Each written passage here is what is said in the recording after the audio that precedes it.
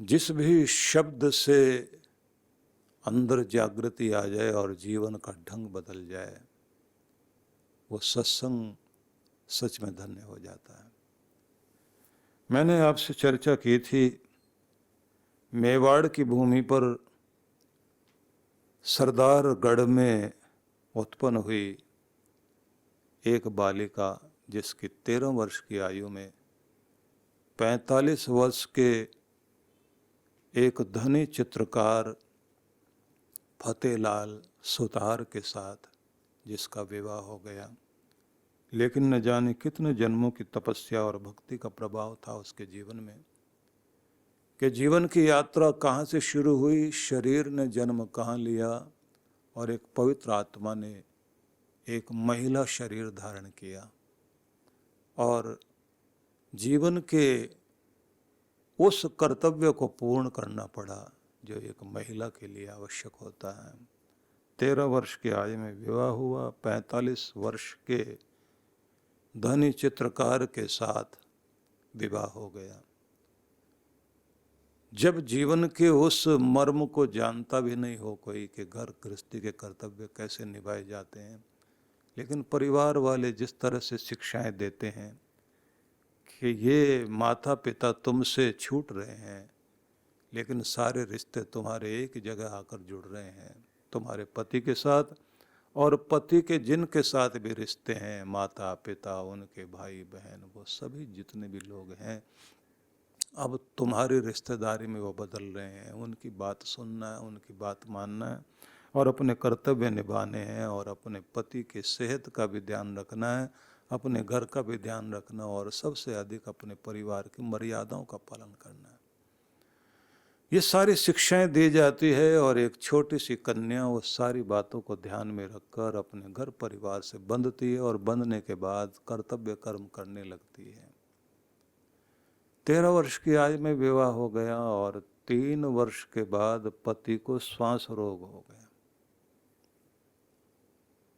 जवानी की दहलीज पर कदम रखते पति को 16 वर्ष की उम्र में जब वो पहुंची, तो सोचिए कि पति श्वास रोग से पीड़ित और काम बच गया केवल पति की चिकित्सा, उनका इलाज कराना। कैसे भी इलाज के बहुत सारे साधन आज उपलब्ध हैं, लेकिन जैसे जैसे हम पीछे मुड़ के देखते हैं तो पता लगता है कि उतनी सुख सुविधा और इलाज के वो सब चिकित्सा के संसाधन पहले नहीं थे। लेकिन एक युवती लगातार अपने पति की सेवा करते हुए उनको स्वस्थ करने की कोशिश करती है और इस तरह जीवन का बहुत सारा समय जा रहा है। अपने घर का पैसा, अपने घर का सब कुछ जो था, अपने पति को ठीक करने में लगा दिया। भगवान का नाम भी जपती है, भगवान के चरणों में अपने मन को लगाती है। 2 ही चीजें रह गई,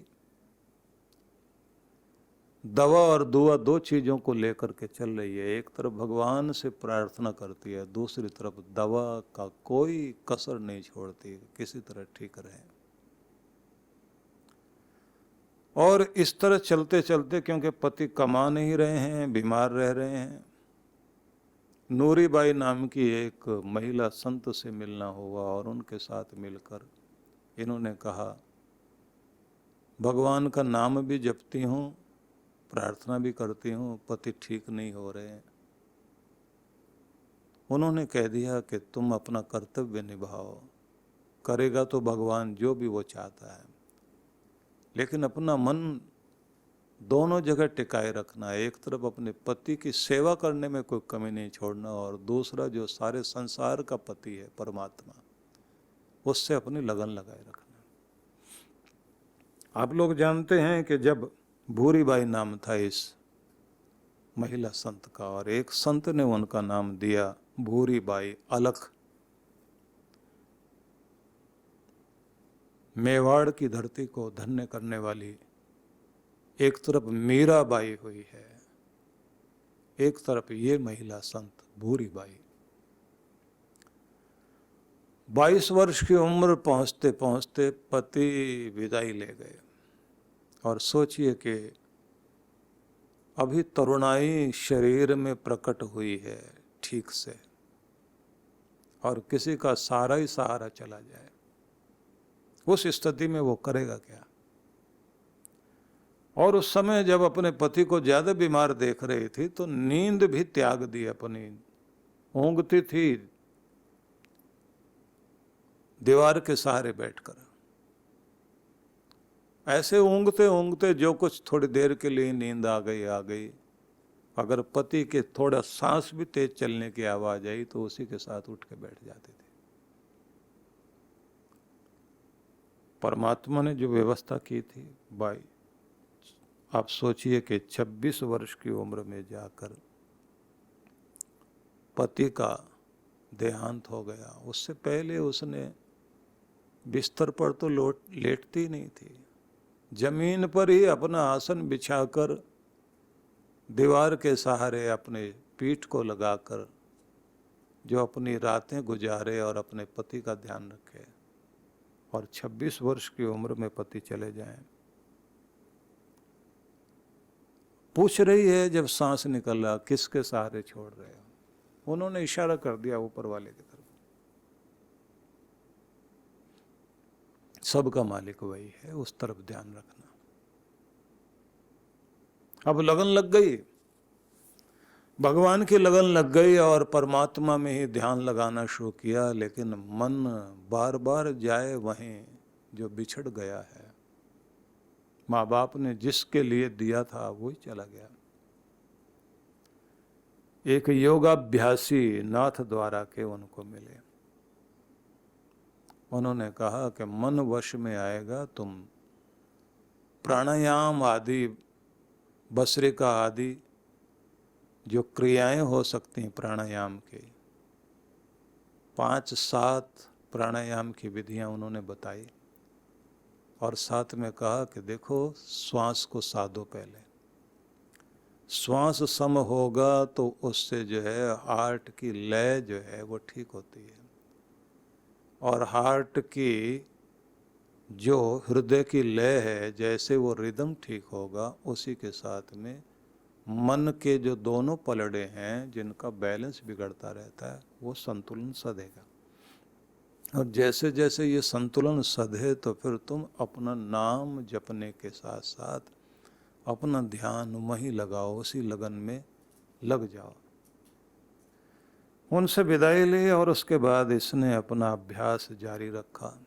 मन पर नियंत्रण, अपने भोजन पर, नींद पर, ये सब पर नियंत्रण करने के साथ अब अंदर का जो प्रेम है, उस प्रेम को, हृदय जो है, जो प्रेम अपने पति के लिए था, अब उस प्रेम को करुणा में बदल दिया।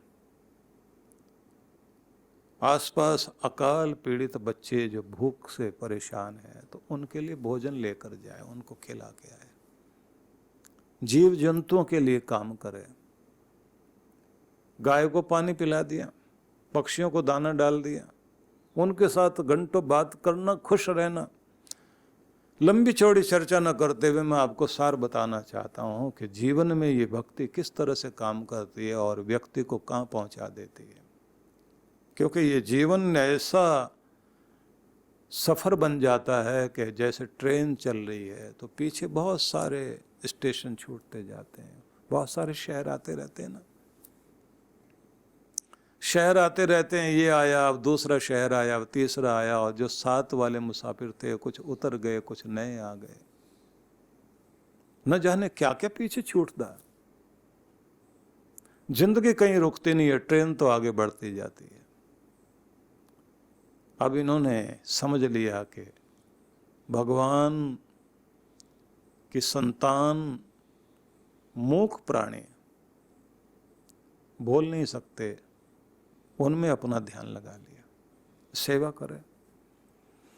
और सेवा करते करते अपना मन भगवान में लगा रखा है। तो उनको लगा कि अब मुझे थोड़ी और प्रगति करनी चाहिए। अब जिसके पास रुपया पैसा बहुत रहा हो और बाद में कुछ भी ना रहा हो, तो आदमी को ये ध्यान रख लीजिए, महात्मा गांधी एक शब्द बोलते थे कि भूखे का भगवान अन्न है, भोजन है। आदमी को पहले भोजन चाहिए, तब भगवान सूझेगा। लेकिन कम साधन होने के बाद भी व्यक्ति का ध्यान भगवान के चरणों में है, और अपने पास जो कुछ है उसमें से भी कुछ न कुछ सेवा करनी, दया करनी, और दया करके खुश होना, संतुष्ट होना कि मेरे द्वारा कुछ हो रहा है। ये बड़ी बात होती है। नाम जपने में, ध्यान लगाने में इतने वर्षों की साधना का परिणाम ये हुआ। पढ़ी लिखी नहीं थी, बहुत अल्प शिक्षित थी, बहुत थोड़ा सा कुछ अक्षर ज्ञान था। तो अपने ध्यान में बैठती है, नाम जपन करती है, अपने निद्रा को वश में किया, अपने भोजन को वश में किया, अपने मन को नियंत्रित किया। लेकिन फिर भी ये मन में आए कि अभी जो पाना चाहती हूँ शायद वो मिला नहीं है। तो उदयपुर के राज परिवार के एक महाराज, उनके विषय में इन्होंने सुना हुआ था कि महाराज चतुर सिंह जो है वो एक आत्म साक्षात्कार प्राप्त योगी हैं।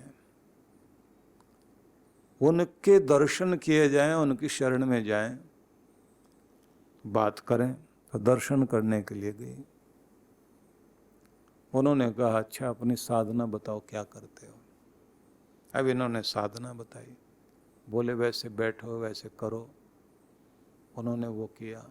उसके बाद उन्होंने उनके पूरे व्यक्तित्व पर दृष्टि डाली, आँखों पर दृष्टि डाली, उनके आज्ञा चक्र को ध्यान से दृष्टिपात किया, उनके ओरा का अनुभव किया, और अनुभव करने के बाद ये कहा कि देखो, तुम्हारी साधना में कल्पना शक्ति का प्रभाव ज़्यादा दिखाई दे रहा है। स्थिरता होने के बाद भी, अभी लगन भी पूरी होने के बाद भी किनारे तक पहुंचने वाले तुम दिखाई देते हो, लेकिन अभी किनारे को छू नहीं पाए हो।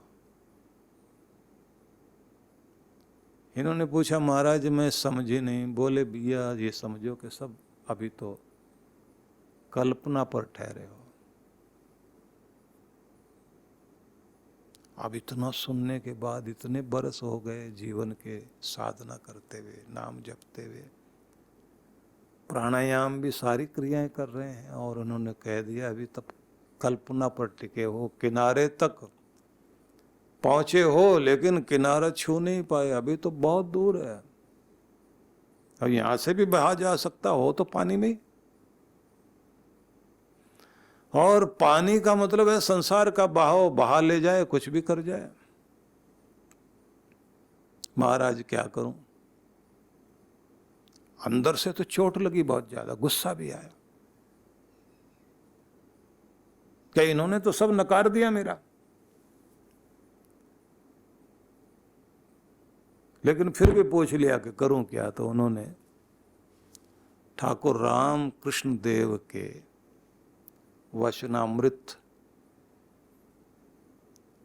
पढ़ने के लिए कहा, ये पढ़ो। अपने स्वलिखित पुस्तिकाएं दी, और साथ में संत ज्ञानेश्वर की अमृता अनुभव टीका, उसके विषय में कहा ये पढ़ो। अष्टावक्र गीता के संबंध में कहा कि इसको पढ़ो। और साथ में कहा कि समर्थ गुरु रामदास का जो दासबोध ग्रंथ है उसे बहुत प्यार से पढ़ना। अब इनको तो पढ़ना लिखना नहीं आता, लेकिन जिसको लगन हो तो क्या करे, पढ़े लिखे लोगों से पढ़वाए और बहुत प्यार से सुने। अब उनकी स्वलिखित पुस्तकें भी साथ में, और ये भी सब चीजें साथ में लेकर के अब ये बेचारी सुने। और जो आदमी बहुत पढ़ा लिखा होता है ना, तो उस आदमी को कितने भी ग्रंथ पढ़े ज़्यादातर वो भावना नहीं बनती। लेकिन जो आदमी कम पढ़ा लिखा हो और उसको कोई पढ़ के सुनाए, ये बड़ी महत्वपूर्ण पुस्तक है, ध्यान से सुनो, तो वो बहुत ध्यान से सुनता है। और सुनने के साथ में उसे गुनने की कोशिश करता है। वो कोशिश करता है कि इसको हृदय में धारण कर लूं। जैसे जैसे ये सुनती जाए और जैसे जैसे ये अपने मन में उसको स्थिर करे, उसी के साथ ध्यान लगाना शुरू किया। ये सब करते करते कुछ ही दिन बीते और अचानक इनका ध्यान ऐसा प्रगाढ़ हुआ, अंत प्रकाश जागृत हो गया, जैसे लगा कि तिल के ओट में पहाड़ छिपा हुआ था। कृपा हो गई। अब इनका ओरा इतना ज्यादा जबरदस्त हो गया, साधना में ज्ञान और वैराग्य दोनों जागृत हो गए। वैराग्य का मतलब होता है कि वे चीजें जो आपको बांधती हैं, जिनसे हमारा राग होता है, आसक्ति होती है, अटैचमेंट होती है, जो हमें इस दुनिया की रस्सियों में बांध लें, उन सब से हम ऊपर उठ सकें, राग को वैराग में ले जा सकें और यथार्थ ज्ञान हो सके, आत्मबोध हो सके। तो इनको आत्म साक्षात्कार हुआ।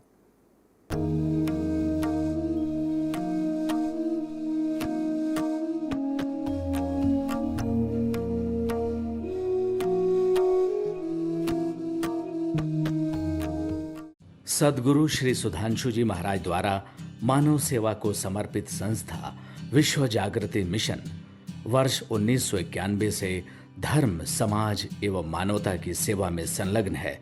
यह संस्था 90 मंडलों, सेवा केंद्रों के माध्यम से न केवल भारत अपितु देश के बाहर अनेक देशों में सेवा के कार्य कर रही है।